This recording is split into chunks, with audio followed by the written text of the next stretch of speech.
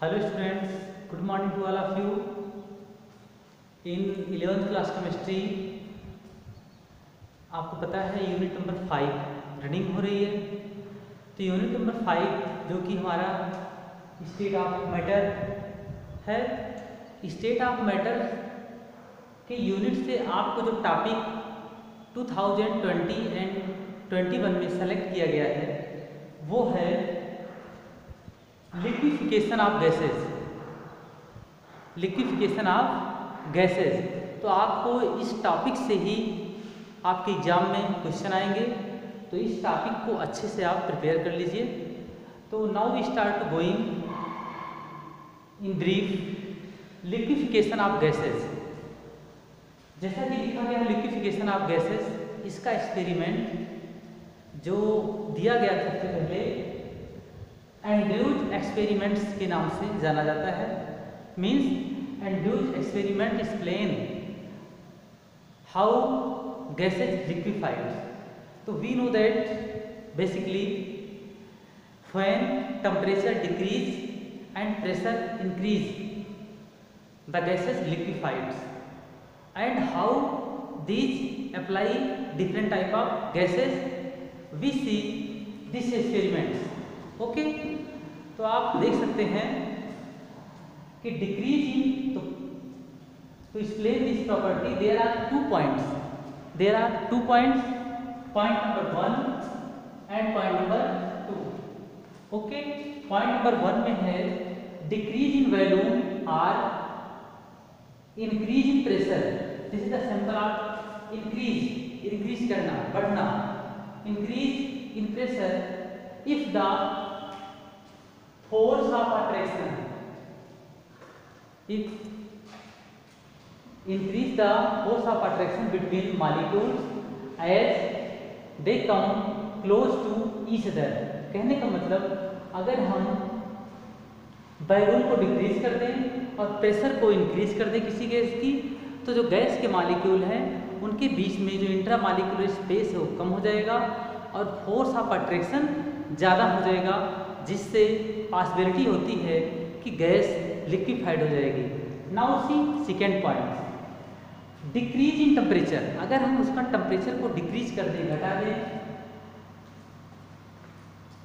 Decrease kinetic energy, तो आपको पता है डिक्रीज करेंगे तो उसकी गैस की काइनेटिक एनर्जी कम हो जाएगी।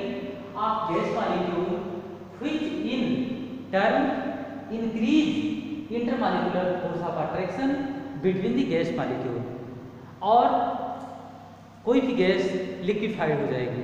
ओके स्टूडेंट्स, इस एक्सप्लेन को समझने के पहले आप 2 पॉइंट्स और समझ लीजिए कि आपको बीच में मिलेगा क्रिटिकल टेम्परेचर और critical pressure. Critical temperature and critical pressure. तो क्रिटिकल टेम्परेचर क्या होता है इसको समझ लीजिए आप। It is the highest temperature of A gas at which the gas can be liquefied. Means किसी गैस का ऐसा अधिकतम टेम्परेचर, हाईएस्ट टेम्परेचर जिस टेम्परेचर पर कोई गैस लिक्विड हो जाती है। ओके, और क्रिटिकल प्रेशर क्या है तो याद रखना, यहाँ पे मैंने हाईएस्ट बताया, यहाँ पे क्या है लोएस्ट। एक चीज याद रखना बस, the lowest pressure required to liquefaction of gases is called critical pressure। okay, now see and do experiment in this figure। तो if we plot a graph between pressure and volume, we can say that PV isotherm at constant pressure। okay, now in this we take a gas A, suppose we take in this experiment CO2 gas। okay, अगर हम CO2 gas, carbon dioxide gas को लेते हैं, तो ये अगर हम इसका वॉल्यूम को डिक्रीज करते हैं, वॉल्यूम को डिक्रीज करेंगे और अभी तो प्रेशर रिमेन कांस्टेंट है, इसको डिक्रीज करेंगे तो ये कंडीशन कहाँ आ गया, बी पे आ गया। ओके, तो ए से बी के बीच की स्टेट ये गैसियस स्टेट CO2 गैस स्टेट में है, but if we increase the pressure okay, तो the gas can liquefy means at B point, B position पे जो CO2 गैस है इसका लिक्विफिकेशन स्टार्ट हो जाता है। ओके, मींस ए गैस बी के कंडीशन पे जब पहुंचती है तो बी पोजीशन पे ए वाली गैस मींस CO2 गैस का लिक्विफिकेशन स्टार्ट हो जाता है और सी पॉइंट तक पूरी गैस लिक्विड हो जाती है। ओके, इसके बीच में जो होता है ये हम कह सकते हैं ये लिक्विड स्टेट है और यहाँ इक्विलिब्रियम स्टेट है। ओके, सी पॉइंट क्या इंडिकेट करता है? C point indicate that total gas convert in liquid. Okay, अब इफ वी इंक्रीज प्रेशर, अगर सी पोजीशन पे हम गैस जो लिक्विड में है अगर और प्रेशर को इंक्रीज करें तो वो सॉलिड में तो होगी नहीं, क्योंकि आपको पता है liquid has very minute compressibility, क्योंकि लिक्विड के मॉलिक्यूल के बीच में कंप्रेसिबिलिटी नहीं होती। क्यों? क्योंकि इंट्रा मॉलिक्यूलर स्पेस अधिक नहीं होता है। Okay, and they turn into D.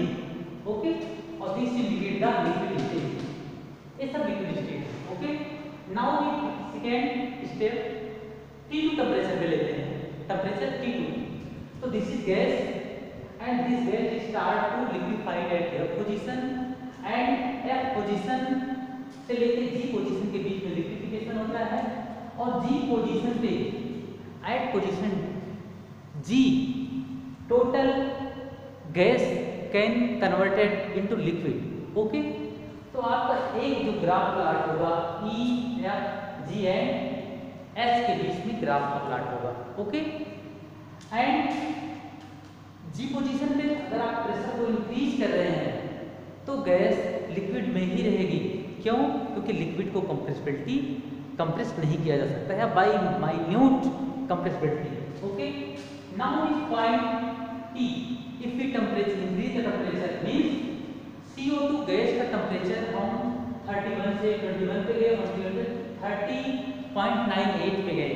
तो एक पॉइंट ऐसा है P, this point this touchable, उस कर्व पे जो P पॉइंट है केवल वहाँ लिक्विफाई होती है गैस, और अगर इसके बाद हम प्रेशर को इंक्रीज करते हैं तो गैस और कंप्रेस नहीं की जा सकती।